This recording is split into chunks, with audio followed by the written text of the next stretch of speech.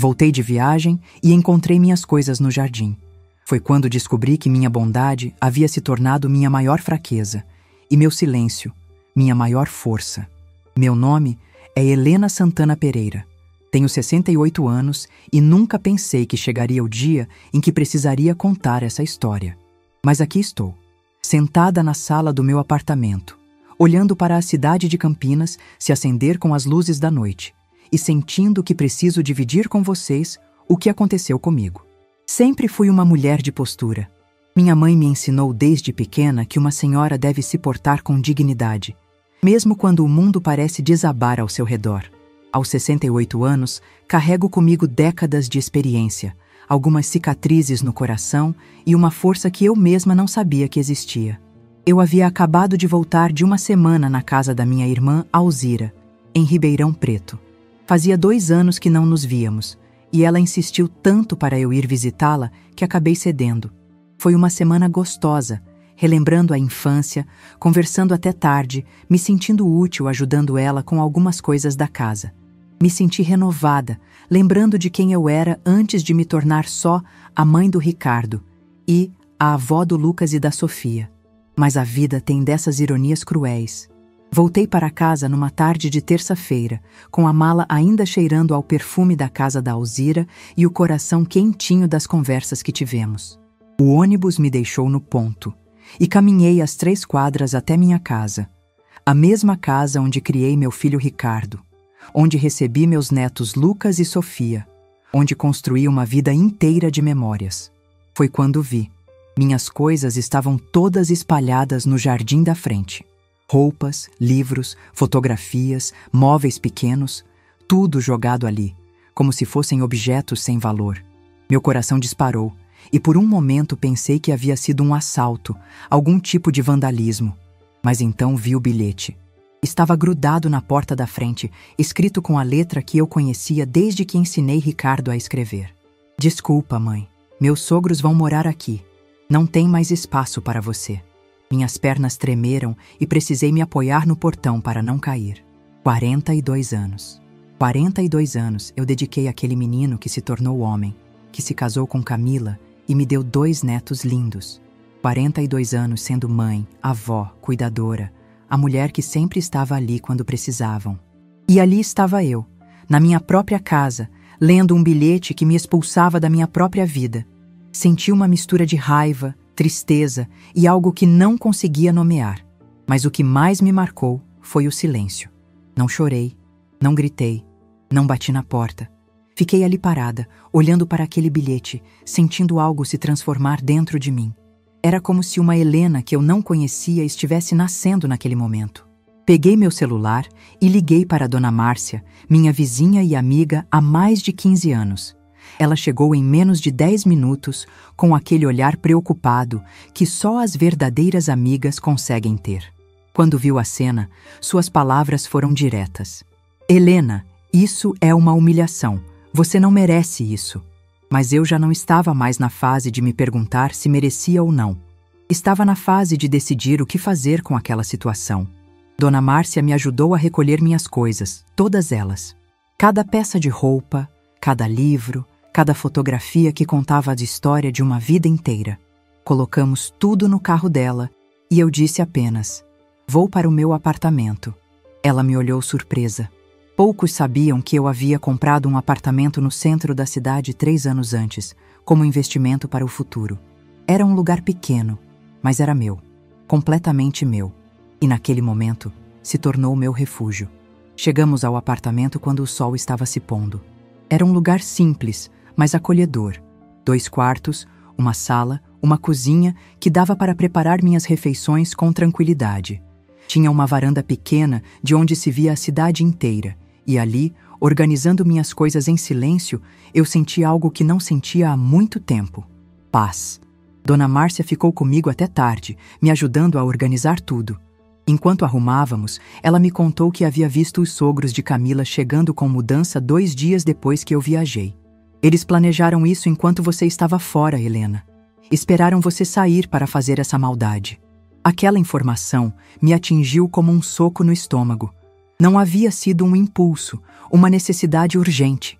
Tinha sido uma decisão calculada, friamente planejada. Eles esperaram eu sair de casa por apenas uma semana para executar o plano. E o pior, nem tiveram a coragem de me avisar antes da viagem ou de estar ali quando eu voltasse para dar explicações. Naquela noite, deitada na cama do meu apartamento, olhando para o teto e ouvindo os sons da cidade, uma certeza tomou conta de mim. Eu não ia implorar, não ia chorar, não ia me humilhar pedindo explicações. Ia fazer algo que ninguém esperava, algo que mudaria tudo. Peguei meu celular e comecei a pesquisar. Imobiliárias, advogados, valores de mercado. A casa onde Ricardo morava, onde tinha expulsado a própria mãe, estava no meu nome. Sempre esteve. E se ele achava que podia me tratar como um estorvo, ia descobrir que subestimou completamente a mulher que me tornei. Às 3 da manhã, eu havia tomado a decisão mais corajosa da minha vida. Não ia apenas aceitar aquela humilhação. Ia transformá-la no meu primeiro passo em direção a uma vida nova, uma vida onde eu finalmente colocaria meu bem-estar em primeiro lugar. O silêncio daquela noite foi o mais poderoso da minha vida. Era o silêncio de uma mulher que havia encontrado sua força depois de décadas sendo invisível. E ninguém, absolutamente ninguém, estava preparado para o que viria depois. Vocês devem estar se perguntando como cheguei até aqui, como uma mulher de 68 anos se viu jogada para fora da própria casa. A verdade é que essa história começou muito antes daquele bilhete cruel. Começou no dia em que me tornei viúva, há 23 anos, quando Antônio morreu de infarto fulminante aos 47 anos. Ricardo tinha apenas 19 anos quando perdeu o pai. Estava no 2º ano da faculdade de administração e eu sabia que precisava ser forte pelos dois. Antônio deixou a casa quitada e um seguro de vida modesto, mas eu precisava trabalhar para sustentar a família. Voltei a dar aulas particulares de português e matemática, algo que havia parado de fazer quando Ricardo nasceu. Durante anos, minha rotina foi essa: acordar às 5 da manhã, preparar o café da manhã, dar aulas das 7 ao meio-dia, voltar para casa, cuidar dos afazeres domésticos, preparar as aulas do dia seguinte e ainda encontrar tempo para ser mãe de um rapaz que estava perdido sem a figura paterna. Ricardo sempre foi sensível, e a morte do pai o abalou profundamente. Eu me lembro de noites em que ele chegava em casa chorando, dizendo que não conseguia se concentrar nos estudos, que sentia falta do pai para conversar sobre o futuro. Eu sentava com ele na cozinha, preparava um chá de camomila e ficávamos conversando até tarde. Quantas vezes adormeci na cadeira da cozinha, acordando de madrugada com um torcicolo, só para não deixar meu filho sozinho com a dor. Ricardo se formou em administração aos 24 anos. Eu estava tão orgulhosa que chorei durante toda a formatura. Ele conseguiu um emprego numa empresa de logística e finalmente parecia estar encontrando seu caminho. Foi quando conheceu Camila, numa festa da empresa. Ela era secretária do diretor, uma moça bonita, de família bem estruturada, e Ricardo se apaixonou perdidamente. Confesso que no início tive minhas ressalvas. Não porque não gostasse dela, mas porque sentia que estava perdendo meu filho. Durante tantos anos, éramos só nós dois contra o mundo. Ele me contava tudo, pedia minha opinião sobre tudo, e de repente havia uma mulher ocupando esse lugar, mas eu engoli meus sentimentos e resolvi apoiar a felicidade dele. Quando Ricardo anunciou o noivado, eu fiquei genuinamente feliz. Camila parecia uma boa moça, e eu sonhava em ser avó. Ofereci minha casa para eles morarem depois do casamento, pelo menos até conseguirem se estabelecer financeiramente. Na época, me parecia a coisa mais natural do mundo. A casa era grande, tinha 3 quartos e eu achava que seria maravilhoso ter a família reunida. O casamento foi lindo. Eu economizei durante 2 anos para ajudar com as despesas. Vendi algumas joias que eram da minha mãe. Peguei um empréstimo consignado da aposentadoria e contribuí com quase metade dos gastos. Ver meu filho feliz, de smoking, ao lado de Camila de vestido branco, foi um dos momentos mais emocionantes da minha vida. Eles se mudaram para minha casa e, no início, tudo parecia perfeito. Camila me ajudava com os afazeres domésticos, Ricardo continuava carinhoso comigo e eu me sentia útil cuidando da casa enquanto eles trabalhavam. Preparava o almoço, deixava tudo organizadinho e quando eles chegavam do trabalho, a casa estava um brinco. Mas as coisas começaram a mudar sutilmente. Camila começou a fazer comentários sobre meus hábitos, sobre a forma como eu organizava a casa, sobre minha comida. Ela dizia que a mãe dela fazia o feijão diferente, que eu usava muito sal, que a casa ficava com cheiro de comida. Eu tentava me adaptar, mudava o tempero, abria todas as janelas, fazia tudo para agradá-la. Ricardo, coitado, ficava no meio da situação. Eu percebia que ele estava desconfortável, mas não sabia como lidar com os conflitos entre a mãe e a esposa. Então, decidi facilitar a vida dele. Comecei a me diminuir, a ocupar menos espaço na casa, a falar menos durante as refeições. Achava que assim as coisas melhorariam. Quando Camila engravidou do Lucas, eu fiquei nas nuvens. Finalmente seria avó. Ofereci todo o meu apoio, cuidei dela durante a gravidez como se fosse minha própria filha. Levava café na cama quando ela tinha enjoos, massageava seus pés inchados, acompanhava nas consultas médicas quando Ricardo não podia ir. Lucas nasceu numa madrugada de setembro. Eu estava na sala de espera do hospital, nervosa como se fosse meu próprio filho nascendo. Quando Ricardo apareceu com aquele sorriso enorme anunciando que era um menino, eu desabei a chorar de alegria. Finalmente nossa família estava completa. Mas foi depois do nascimento do Lucas que senti pela primeira vez que estava sobrando. Camila não queria que eu pegasse o bebê no colo. Dizia que eu podia passar alguma doença para ele. Não deixava eu dar banho, trocar fralda, nada. Eu podia apenas observar de longe, como se fosse uma estranha.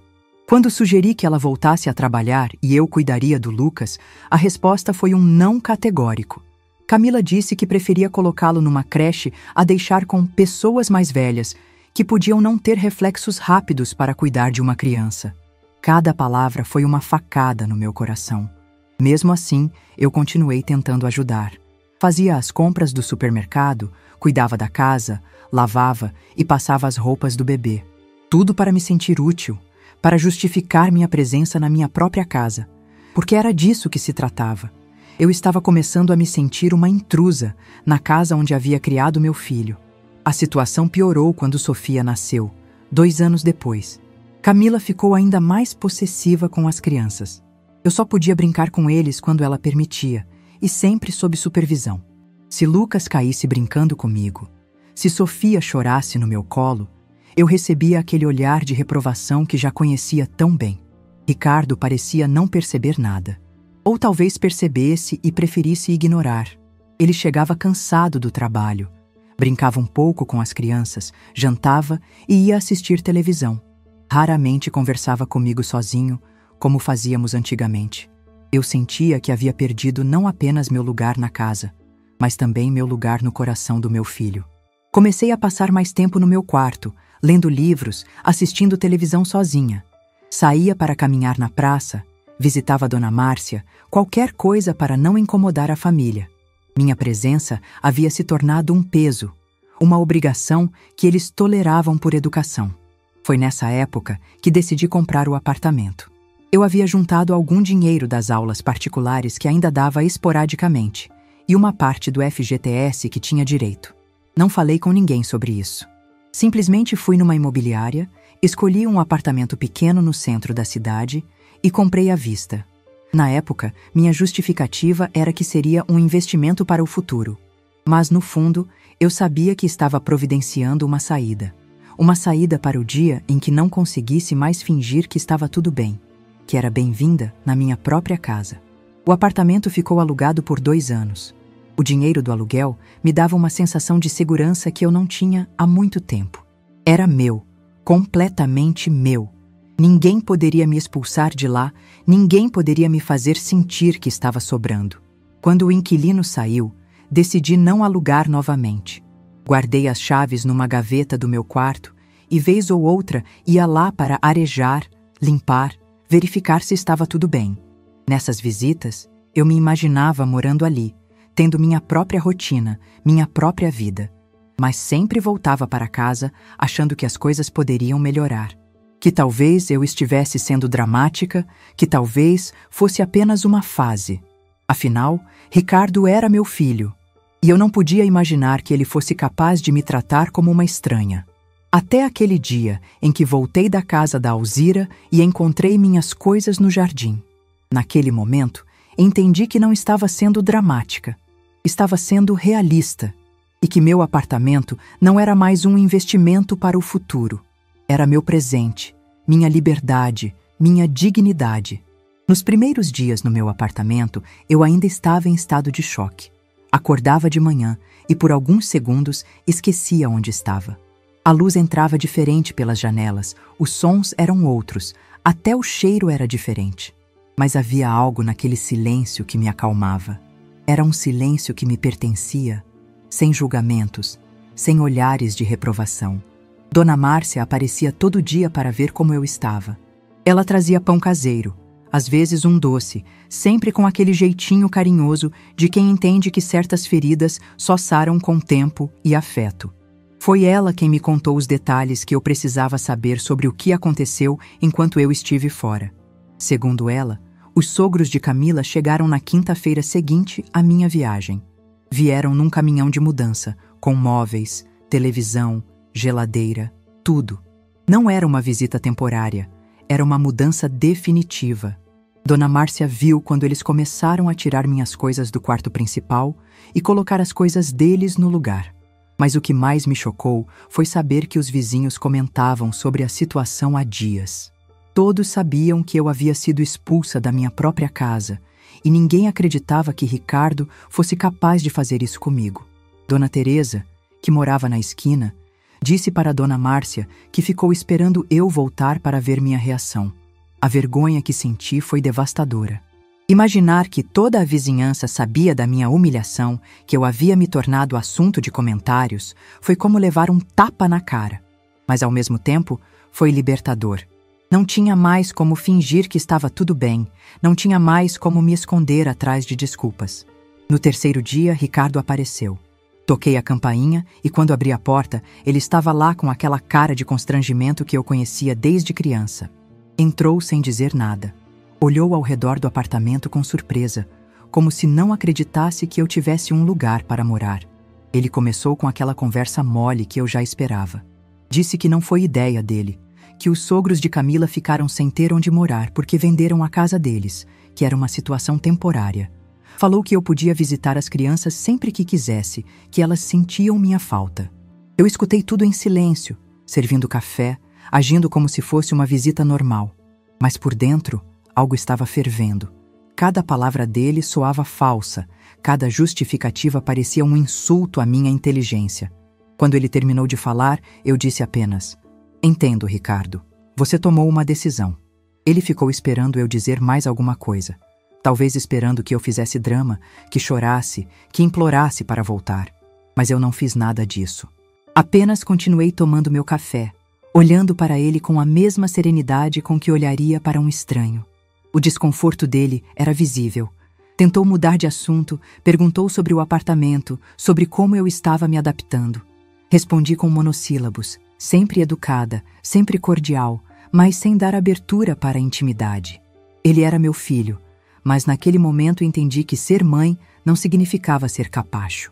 Antes de sair, ele tentou me dar dinheiro.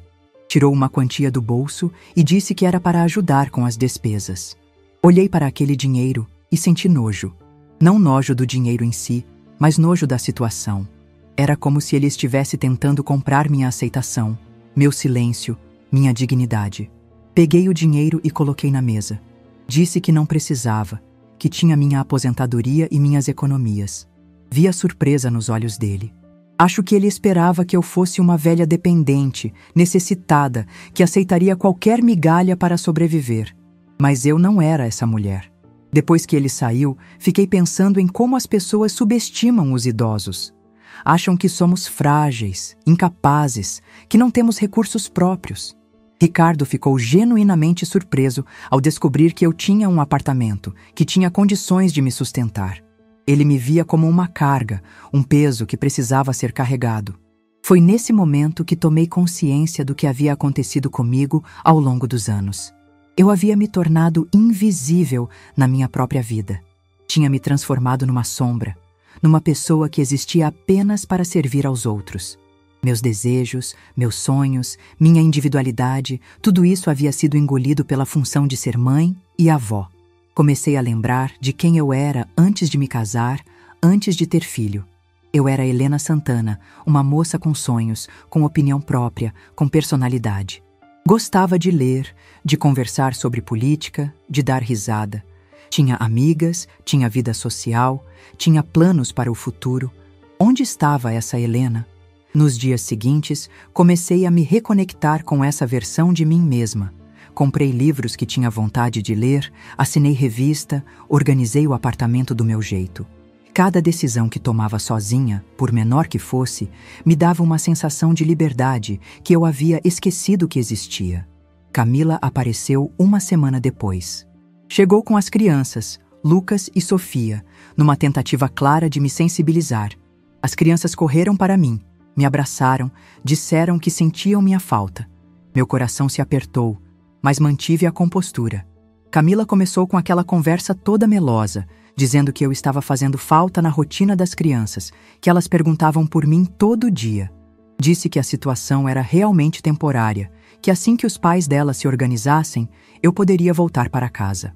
Mas eu já não acreditava mais em promessas. Olhei para Camila e vi uma mulher que havia orquestrado minha expulsão com frieza calculada. Ela não tinha vindo me visitar por saudade ou por remorso. Tinha vindo porque precisava da minha ajuda, porque cuidar das crianças e da casa sem mim estava sendo mais difícil do que imaginava. Perguntei diretamente: Camila, vocês querem que eu volte para cuidar das crianças enquanto vocês trabalham? Ela gaguejou, tentou disfarçar, mas eu insisti. É isso, não é? Vocês querem uma babá gratuita, uma empregada doméstica que não cobra salário. A máscara caiu. Camila ficou vermelha, balbuciou algumas desculpas e saiu rapidamente com as crianças. Mas antes de sair, ela disse algo que me marcou. A senhora está muito mudada, dona Helena. Não era assim que a gente te conhecia. Depois que ela saiu, me olhei no espelho e sorri. Ela estava certa. Eu não era mais a Helena que eles conheciam. Não era mais a mulher que abaixava a cabeça, que engolia desaforos, que se sacrificava em silêncio. Eu estava me tornando alguém que havia perdido há muito tempo, eu mesma. Naquela noite, liguei para minha irmã Alzira. Contei tudo o que havia acontecido, desde o bilhete no jardim até as visitas de Ricardo e Camila. Ela ficou indignada, xingou meu filho de tudo quanto foi nome. Disse que eu deveria processar ele por abandono de idoso. Mas eu não queria processar ninguém. Não queria vingança, não queria drama. Queria apenas que eles entendessem que eu não era mais a Helena submissa que eles conheciam. Queria que respeitassem minha decisão de viver minha própria vida. Alzira me disse algo que nunca esqueci. Helena, você passou a vida inteira vivendo para os outros. Agora é hora de viver para você. Essas palavras ecoaram na minha cabeça durante dias. Eu realmente havia passado 68 anos vivendo para os outros. Primeiro para meus pais, depois para meu marido, depois para meu filho, depois para meus netos. Quando foi que parei de viver para mim? Quando foi que deixei de ser Helena e me tornei apenas a mãe do Ricardo? Quando foi que aceitei que minha felicidade dependia da felicidade dos outros? Foi então que tomei a decisão mais importante da minha vida. Não ia mais esperar que eles me respeitassem. Não ia mais implorar por um lugar na família. Ia tomar as rédeas da minha própria vida e, se eles quisessem fazer parte dela, teriam que me respeitar como pessoa, não como uma conveniente cuidadora gratuita. Peguei o telefone e liguei para uma imobiliária. Marquei uma avaliação da casa onde Ricardo morava. Minha casa. A casa que estava no meu nome, que eu havia pago com meu trabalho, que eu tinha todo o direito de vender se quisesse. Quando desliguei o telefone, senti algo que não sentia há anos. Poder. O poder de decidir meu próprio destino, de fazer minhas próprias escolhas. Eles achavam que eu era uma velha indefesa, mas iam descobrir que se enganaram completamente. O corretor da imobiliária chegou na manhã seguinte. Um rapaz novo, chamado Gabriel, muito educado e profissional. Quando viu o apartamento onde eu estava morando, ficou surpreso. Disse que era um imóvel muito bem localizado, bem conservado, e que eu tinha feito um bom investimento. Expliquei que não queria vender o apartamento, mas sim a casa onde meu filho morava. Quando falei o endereço, ele conhecia a região. Disse que casas naquela área estavam muito valorizadas, principalmente por causa da proximidade com escolas boas e do comércio. Fomos até a casa numa quinta-feira de manhã. Eu tinha as chaves, afinal era minha propriedade. Ricardo e Camila estavam no trabalho, as crianças na escola. A casa estava uma bagunça total. Roupas espalhadas, louça suja na pia, brinquedos jogados pela sala.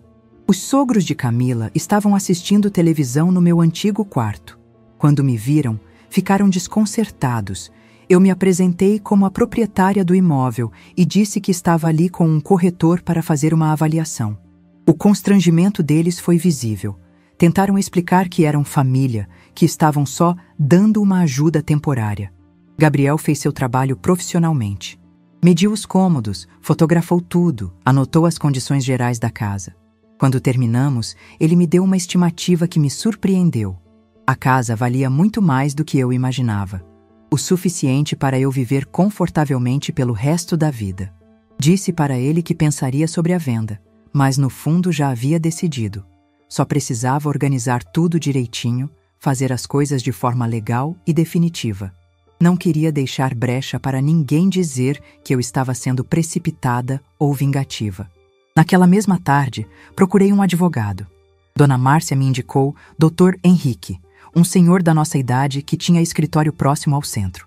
Ele me recebeu com muito respeito, ouviu minha história inteira sem me interromper e foi muito claro sobre meus direitos.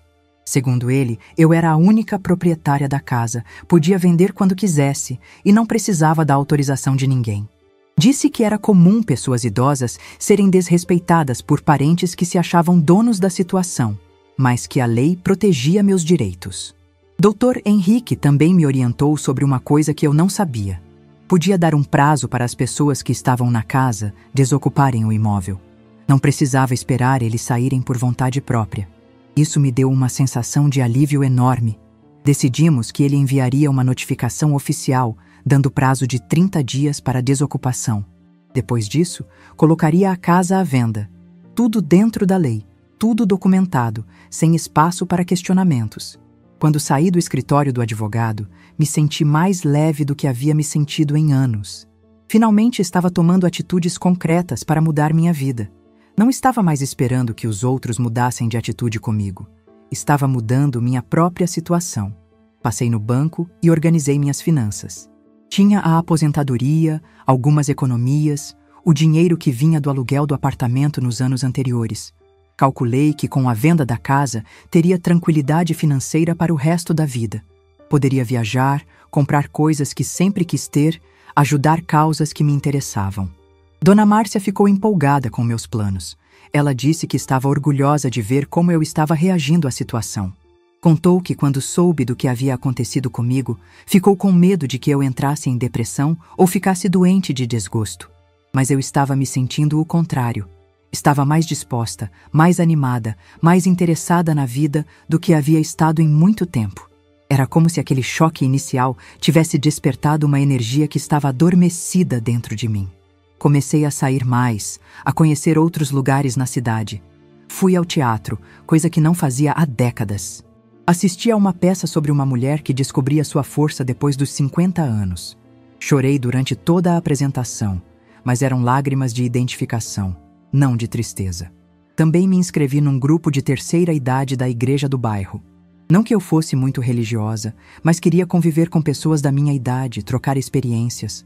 Descobri que muitas mulheres ali tinham histórias parecidas com a minha. Filhos ingratos, noras problemáticas, situações de desrespeito. Foi nesse grupo que conheci Dona Célia, uma senhora de 72 anos, que havia passado por algo similar. Os filhos dela tentaram interná-la num asilo para ficar com a casa dela. Ela lutou na justiça, provou que estava em plenas condições mentais e acabou cortando relações com toda a família. Dona Célia me disse algo que me marcou profundamente. Helena, a gente passa a vida inteira ensinando às pessoas como nos tratar. Se você aceita desrespeito, elas vão te desrespeitar. Se você exige respeito, elas aprendem a te respeitar. 15 dias depois de ter procurado o advogado, a notificação foi entregue. Dr. Henrique me ligou para confirmar que Ricardo havia recebido o documento em mãos. Disse que meu filho pareceu muito nervoso e perguntou várias vezes se eu estava mesmo decidida a vender a casa. Ricardo apareceu no meu apartamento no mesmo dia. Dessa vez não estava sozinho. Trouxe Camila junto e eu percebi que era uma estratégia. Achavam que juntos conseguiriam me convencer a desistir da venda. Começaram com aquela conversa de sempre, que eu estava sendo precipitada, que família não se abandona, que eles podiam conversar e resolver tudo. Camila chegou até a chorar, dizendo que nunca quis me magoar, que tinha sido tudo um mal-entendido. Eu escutei tudo com paciência, servi café, agi como uma anfitriã educada. Quando eles terminaram de falar, eu disse simplesmente: eu entendo a posição de vocês, mas minha decisão está tomada. Vocês têm 30 dias para encontrar outro lugar para morar. A mudança de tom foi imediata. Ricardo começou a falar alto, dizendo que eu estava sendo injusta, que ele era meu filho, que não podia me fazer isso. Camila disse que eles não tinham condições de comprar uma casa, que eu estava sendo cruel com os próprios netos. Mas eu não me abalei. Respondi que eles tiveram anos para tratar isso de forma diferente, que a decisão de me expulsar da casa havia sido deles, não minha, que eu estava apenas exercendo meu direito de proprietária. Quando viram que eu não ia ceder, tentaram outra estratégia. Ofereceram pagar aluguel para continuar morando na casa. Perguntaram quanto eu queria receber por mês, mas eu disse que não queria alugar, queria vender. A verdade é que não era uma questão de dinheiro, era uma questão de dignidade. Eu não conseguiria mais viver em paz, sabendo que eles estavam na minha casa depois de terem me tratado daquela forma. Cada centavo de aluguel que recebesse deles seria uma lembrança da humilhação que passei. Eles saíram do apartamento furiosos. Camila disse que eu ia me arrepender, que estava destruindo a família. Ricardo disse que nunca imaginou que eu fosse capaz de uma vingança desse tipo. Mas eu não via como vingança. Via como justiça. Nos dias seguintes, recebi ligações de outros parentes. Tias, primos, pessoas que há anos não falavam comigo. De repente, apareceram para opinar sobre minha decisão. Todos dizendo que eu estava errada, que devia perdoar, que família era sagrada. Mas nenhum deles havia me procurado quando fui humilhada. Nenhum deles se interessou em saber se eu estava bem depois de ser expulsa da própria casa. Só apareceram quando souberam que eu tinha uma casa para vender. Doutor. Henrique me disse que isso era normal, que quando pessoas idosas tomam atitudes para se defender, sempre aparecem parentes para tentar convencê-las a desistir. Geralmente porque têm interesse na herança ou porque acham que idosos não devem ter autonomia. Faltando uma semana para o prazo de desocupação, Ricardo me procurou novamente. Dessa vez veio sozinho e com uma atitude diferente. Parecia mais humilde, mais disposto a conversar. Disse que havia refletido sobre tudo e que entendia minha posição. Ofereceu algumas condições. Os sogros de Camila sairiam da casa, eu poderia voltar a morar lá, e eles fariam questão de me tratar com o respeito que eu merecia. Disse que as crianças estavam sofrendo, que não entendiam por que a avó havia sumido de suas vidas. Por um momento, senti meu coração amolecer. Mas então, lembrei de tudo o que havia passado, de todos os anos me sentindo invisível, de todos os desrespeitos que engoli em silêncio. Disse para Ricardo que agradecia a proposta, mas que minha decisão era definitiva. Ele perguntou se eu não sentia falta das crianças, se não me importava em perdê-las. Respondi que sentia muita falta, mas que amor não se constrói com chantagem emocional. Que se ele quisesse que eu fizesse parte da vida dos meus netos, teria que aprender a me respeitar primeiro. Quando o prazo acabou, eles se mudaram. Dr. Henrique me ligou, confirmando que a casa estava desocupada. No dia seguinte, colocamos a placa de "Vende-se" na frente da casa. Em 2 semanas, apareceu um comprador que pagou à vista o valor que pedi. Quando assinei a escritura de venda, senti uma mistura de alívio e libertação. Não era apenas uma casa que eu estava vendendo. Era um capítulo da minha vida que estava fechando para sempre. 6 meses se passaram desde que vendi a casa. 6 meses de uma vida que eu não sabia que era possível ter aos 68 anos. Hoje, enquanto conto essa história, olho ao redor do meu apartamento e vejo uma mulher que eu não reconheceria há 1 ano atrás.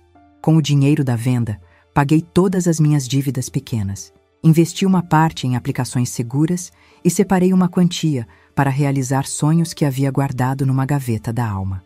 O primeiro sonho foi conhecer o mar. Parece bobagem, mas eu nunca havia visto o oceano de perto. Fui para Santos. Fiquei uma semana numa pousada simpática perto da praia. Todos os dias caminhava pela areia, sentava numa cadeira de praia que alugava por 2 horas e ficava olhando as ondas. Ninguém me conhecia ali. Ninguém me via como a mãe de alguém ou a avó de alguém. Eu era simplesmente Helena, uma senhora que estava aproveitando a vida. Na pousada, conheci outras pessoas da minha idade que estavam fazendo a mesma coisa, vivendo para si mesmas.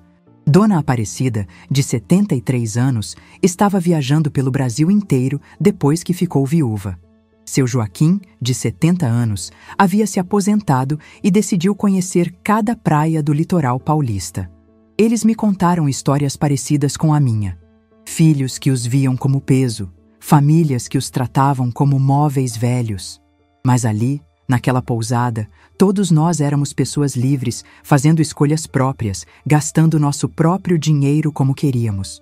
Quando voltei para Campinas, estava renovada. Decidi reformar o apartamento do jeito que sempre quis. Pintei as paredes de cores que me alegravam, comprei móveis novos, plantas para enfeitar a varanda.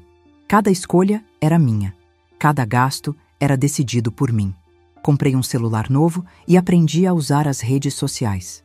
Criei um perfil no Facebook e comecei a postar fotos dos meus passeios, das minhas receitas, dos livros que estava lendo. Descobri grupos de pessoas da terceira idade que compartilhavam experiências, dicas de viagem, receitas, histórias de vida. Foi através de um desses grupos que conheci Dona Lourdes, uma senhora de 71 anos que morava em São Paulo. Ela havia passado por uma situação similar à minha e decidiu criar um grupo de apoio para idosos que sofreram abandono familiar. Começamos a conversar por mensagens e depois por telefone. Dona Lourdes me convidou para participar de reuniões do grupo dela. Eram encontros quinzenais onde pessoas compartilhavam suas experiências e se apoiavam mutuamente. Decidi participar e foi uma das melhores decisões que tomei. No grupo, conheci histórias que me fizeram perceber que minha situação não era única. Dona Rosa, cujos filhos tentaram interná-la num asilo para ficar com sua casa. Seu Antônio, que foi abandonado pela família quando ficou doente. Dona Carmen, que sustentou os filhos a vida inteira e foi jogada de lado quando eles enriqueceram. Mas também conheci histórias de superação. Pessoas que tomaram as rédeas da própria vida, que se libertaram de relacionamentos tóxicos, que descobriram talentos e paixões depois dos 60 anos. Essas histórias me inspiraram a ir ainda mais longe. Decidi me inscrever num curso de informática para a terceira idade. Sempre tive curiosidade sobre computadores, mas nunca tive tempo para aprender. Com 68 anos, comecei do zero. Aprendi a usar o Word, o Excel, a navegar na internet com segurança. A professora, uma moça jovem chamada Fernanda, ficou impressionada com minha dedicação. Disse que eu aprendia mais rápido que muitos alunos mais novos. Aquilo me deu um orgulho imenso. Eu, que durante anos achei que não servia mais para nada, descobri que ainda era capaz de aprender coisas novas. Foi também nessa época que comecei a fazer trabalho voluntário. Me inscrevi numa ONG que ajudava idosos em situação de vulnerabilidade. Ironicamente, eu que havia sido considerada um peso pela minha família, agora era útil para outras pessoas que precisavam de ajuda. O trabalho voluntário me conectou com uma realidade que eu não conhecia. Idosos que não tinham família, que viviam em condições precárias, que dependiam da caridade alheia para sobreviver. Eu, que me sentia abandonada, percebi que ainda tinha muito pelo que ser grata. 8 meses após a venda da casa, Ricardo me procurou novamente. Dessa vez, ele veio ao apartamento num sábado à tarde, sozinho e com uma atitude completamente diferente. Parecia mais magro, mais cansado, mais velho. Ele me contou que estava passando por dificuldades financeiras. O aluguel da casa onde estavam morando era muito alto. Camila havia perdido o emprego e eles estavam lutando para pagar as contas. Disse que finalmente havia entendido o valor que eu tinha na vida deles, não apenas como cuidadora, mas como pessoa. Reconheceu que havia sido injusto comigo, que deveria ter conversado antes de tomar a decisão de me expulsar de casa. Pediu desculpas de forma sincera, sem tentar justificar o que havia feito. Disse que as crianças perguntavam por mim todos os dias e que ele não sabia mais o que responder. Eu escutei tudo com paciência, mas sem demonstrar emoção. Quando ele terminou de falar, servi café e disse que agradecia as desculpas, mas que elas não mudavam o que havia acontecido. Que ele havia tomado uma decisão quando achava que eu não tinha opções, e eu havia tomado minha decisão quando descobri que tinha. Ricardo perguntou se eu não sentia falta dele, se não queria ter minha família de volta. Respondi que sentia falta do filho carinhoso que ele havia sido, mas que aquele filho havia desaparecido muito antes do episódio da expulsão, que eu havia passado anos sendo invisível na minha própria casa e que agora estava aprendendo a viver sem ser invisível. Ele tentou argumentar que pessoas podem mudar, que ele havia aprendido a lição, mas eu disse que talvez ele tivesse aprendido, mas que eu também havia aprendido. Havia aprendido a me valorizar, a não aceitar migalhas de afeto, a não trocar minha dignidade pela ilusão de pertencer a uma família. Antes de sair, Ricardo me deu um envelope. Dentro havia desenhos que Lucas e Sofia haviam feito para mim. Desenhos da avó que eles lembravam, com palavras carinhosas escritas com letra de criança. Meu coração se apertou, mas não mudei de posição. Disse para Ricardo que ele poderia trazer as crianças para me visitar quando quisesse, que a porta do meu apartamento estava sempre aberta para meus netos, mas que nossa relação seria diferente agora, que eu não voltaria a ser a avó que abaixava a cabeça e aceitava qualquer coisa para não perder o contato com eles. Algumas semanas depois, Ricardo trouxe Lucas e Sofia para me visitar. Foi um encontro emocionante, mas também diferente. Eu não cedi a todos os pedidos deles, não tentei compensar o tempo perdido, enchendo-os de presentes e mimos. Tratei-os com carinho, mas também com limites. As crianças estranharam no início, estavam acostumadas com a avó que fazia tudo o que eles queriam, que sempre dizia sim. Mas depois de algumas visitas, começaram a se adaptar à nova Helena. E o mais surpreendente, começaram a me respeitar mais.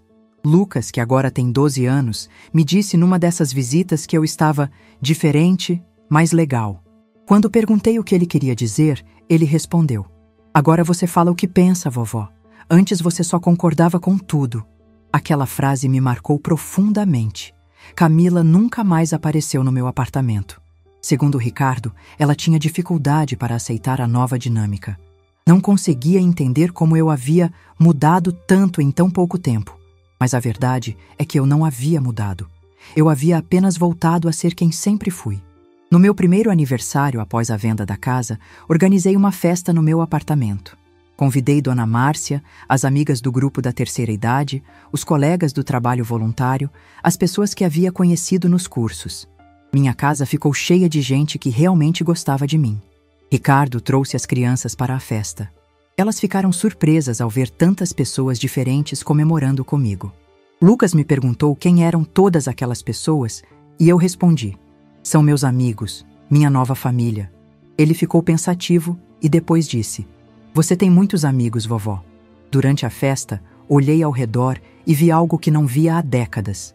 Eu estava cercada de pessoas que me viam como Helena, não como a mãe de alguém ou a avó de alguém. Pessoas que apreciavam minha companhia, que se importavam com minha opinião, que me respeitavam como indivíduo. Dona Lourdes, que veio de São Paulo, especialmente para minha festa, fez um brinde. Ela disse que eu era um exemplo de como nunca é tarde para recomeçar, para descobrir nossa própria força, para escolher nossa própria felicidade. Aquelas palavras me emocionaram profundamente. Hoje, 2 anos depois daquele bilhete cruel no jardim, posso dizer que sou uma mulher realizada. Não porque consegui me vingar da família que me maltratou, mas porque consegui me libertar de uma situação que me diminuía. Viajo quando tenho vontade, compro o que me faz feliz, ajudo quem precisa, cultivo amizades verdadeiras. Tenho uma rotina que me satisfaz, projetos que me motivam, sonhos que ainda quero realizar. Aos 68 anos, descobri que a vida pode ser muito mais rica e interessante do que eu imaginava.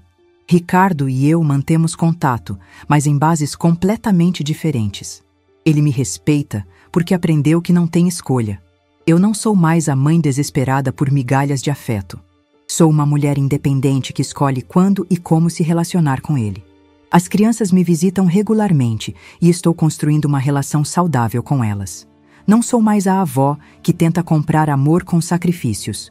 Sou a avó que ensina pelo exemplo que todas as pessoas, independente da idade, merecem ser tratadas com dignidade. Às vezes me pergunto se fui muito dura, se deveria ter dado mais chances, se deveria ter perdoado mais facilmente. Mas então lembro de como me sentia naquela casa, invisível, diminuída, tratada como um estorvo. E tenho certeza de que fiz as escolhas certas. O dinheiro da venda da casa me deu segurança financeira, mas não foi isso que me deu felicidade. O que me deu felicidade foi descobrir que eu ainda podia fazer escolhas, que ainda podia dizer não, que ainda podia exigir respeito. Hoje, quando conto minha história para outras pessoas, principalmente para mulheres que estão passando por situações similares, sempre digo a mesma coisa. Nunca é tarde para recuperar nossa dignidade. Nunca é tarde para exigir respeito. Nunca é tarde para escolher nossa própria felicidade. Meu silêncio naquele dia, quando encontrei minhas coisas no jardim, foi o silêncio mais poderoso da minha vida. Foi o silêncio de uma mulher que finalmente havia encontrado sua força. E essa força, uma vez descoberta, nunca mais me abandonou. Agora, quando olho para trás, vejo que aquele bilhete cruel não foi o fim da minha história. Foi o começo de uma nova vida. Uma vida que eu escolhi viver nos meus próprios termos. E essa vida, posso dizer com certeza, vale cada momento de dor que precisei enfrentar para conquistá-la. Se essa história tocou seu coração, deixe seu like, se inscreva no canal e comente aqui embaixo. No meu lugar, o que você faria? Sua mensagem pode iluminar o dia de alguém.